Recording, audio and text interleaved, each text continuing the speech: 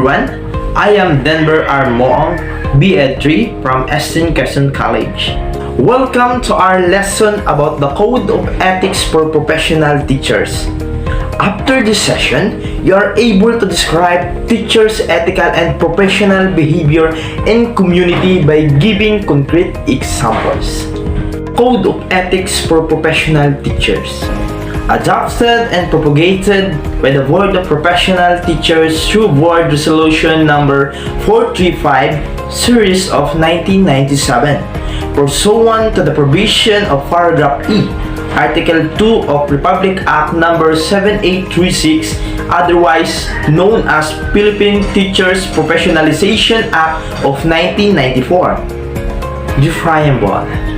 Teachers are duly licensed professionals who possesses dignity and reputation, with high moral values as well as technical and professional competence in the practice of their noble profession, and they strictly adhere to, observe, and practice the set of ethical and moral principles, standards, and values.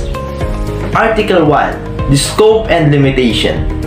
Persons who are in this policy are all teachers teaching in the Philippine school, both private and public. All types of levels and those with supervisory and administrative tasks related to Philippine education.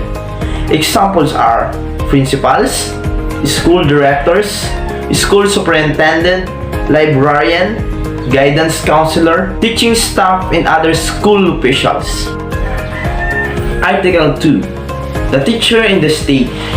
Teachers are ones who implement terms of policies. They promote morality, nationalism, and patriotism. They encourage Filipino citizens to abide by the law by submitting to the Constitution and the authorities. Teachers shall live up honest lives and render sincere service without other motives. They also allowed constitutional rights and academic freedom. In Article 3, the teacher in the community. Teachers is encouraged to have good community relationships, to provide conducive environment for learning. They observe customs and traditions of the state and inspire society to do the same. In Article 4, the teacher in the profession. Teachers watch to the reputation of the profession by carefully portraying what they ought to be. They as well devoted learners or even while in the practice of their profession. Article 5. The teacher in the teaching community. If proven morally, it is teacher's privilege to be rewarded or promoted provided meets the requirements of the aim possession and shall pass on record in files to his successor. Is not allowed as the practice of the teacher. He must maintain good rapport and camaraderie with his associates. In Article 6, the teacher and the higher authorities in the profession. The teacher has a role of implementing the school policies and execution of the school desired outcomes. He has a right to address injustice as necessary for admonishment and does not participate in illegal transaction. Article 7. School official, teacher, and the personnel. School officials and personnel shall be in a collaborative relationship for the betterment of the school itself. However, no one is authorized to disband a colleague from a service without a valid reason. In Article 8, the teacher and the learner. Teacher is responsible for the welfare of his students in the academic terms. He shall keep a record of the performances in the learners and reasonably determine their grades. He treats students equally without biases. In Article 9, the teacher and the parent. The teacher must communicate to the parent the status of the learner. For parents' participation in the child's learning. Teachers are known to be second parents of the learner. They must strive for the well-being of the child. The teacher and the parents collaborate for child success and achievements.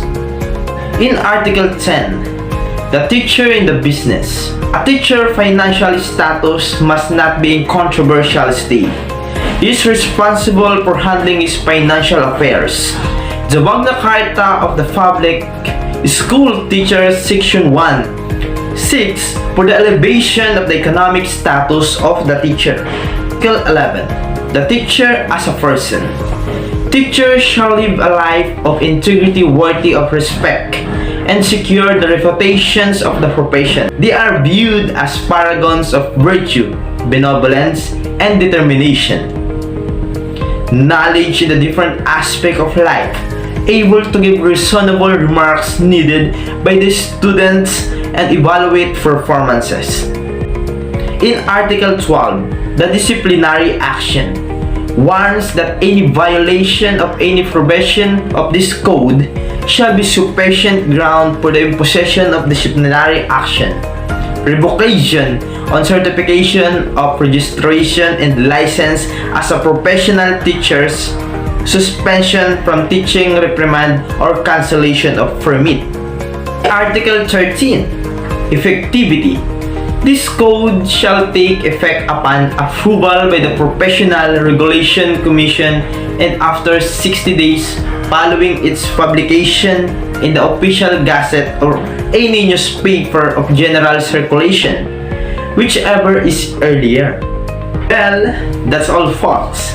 Thanks for watching. I hope you learned something new about the Code of Ethics for Professional Teachers.